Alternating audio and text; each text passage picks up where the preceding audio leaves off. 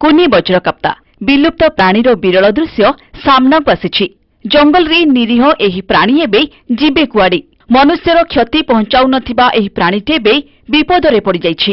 ଅସୁରକ୍ଷିତ ହୋଇପଡ଼ିଛନ୍ତି ବଜ୍ରକାପ୍ତା ସ୍ତନ୍ୟ ପ୍ରାଣୀ। ଜଙ୍ଗଲର ମାଟିରୁ ଖାଦ୍ୟ ଖାଇ ବଞ୍ଚନ୍ତି ଏମାନେ।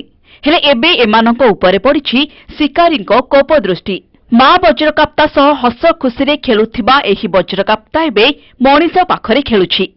ହଁ ଦର୍ଶକ ବନ୍ଧୁ, ଆପଣଙ୍କୁ ଆଶ୍ଚର୍ଯ୍ୟ ଲାଗୁଥିବ ଏହି ଛୁଆ ବଜ୍ରକାପ୍ତାଟି ଟେବୁଲ ଉପରେ କାହିଁକି ବୁଲୁଛି, ତା ପୁଣି ଜଣେ ମହିଳାଙ୍କ ସହ। ତେବେ ଆସନ୍ତୁ ଏବେ ଜାଣିବା ଏହି ଛୁଆ ବଜ୍ରକାପ୍ତା ସମ୍ପର୍କରେ। ଟେବୁଲ ଉପରେ ଖେଳୁଥିବା ଏହି ବଜ୍ରକାପ୍ତାଟିର ଜୀବନ ବଞ୍ଚିଯାଇଛି।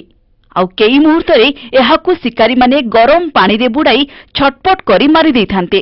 ହେଲେ କଟକ ବନ ଅଧିକାରୀ ସସ୍ମିତା ଲେଙ୍କାଙ୍କ ଉଦ୍ୟମ ଯୋଗୁଁ ଶିକାରୀଙ୍କ ମୃତ୍ୟୁର ଜାଲରୁ ବଞ୍ଚିଯାଇଛି ଏହାର ଜୀବନ।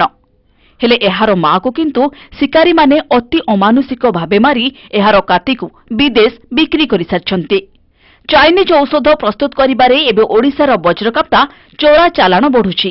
ତେଣୁ ଏହି ଛୁଆ ବଜ୍ରକାପ୍ତାକୁ ଉଦ୍ଧାର କରି ବନ ବିଭାଗ ଅଫିସର ତାକୁ ଏକ ନୂଆ ଜୀବନ ଦେଇଛନ୍ତି। ପାଣି ବି ପିଉଛି, ମହିଳାଙ୍କ ସହ ଖେଳୁଛି। ଏହି ବିରଳ ପ୍ରାଣୀର ବିରଳ ଦୃଶ୍ୟ ଏବେ ସବୁଠି ପସନ୍ଦ ହୋଇପାରିଛି। ଗୋଟିଏ ବଜ୍ରକାପ୍ତା ଉଦ୍ଧାର ଘଟଣାରେ କେନ୍ଦ୍ର ଜଙ୍ଗଲ ପରିବେଶ ମନ୍ତ୍ରୀ ଟ୍ୱିଟ୍ ଜରିଆରେ ପ୍ରଶଂସା କରିଛନ୍ତି।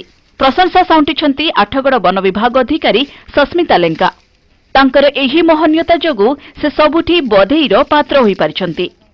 ଭୁବନେଶ୍ୱରରୁ ପ୍ରିୟରଞ୍ଜନ ନାୟକଙ୍କ report, MBC news. Few days back, we rescued one live pangolin from the possession of some antisocial and smugglers. So the health condition of that pangolin was not good. So we have kept it under our observation.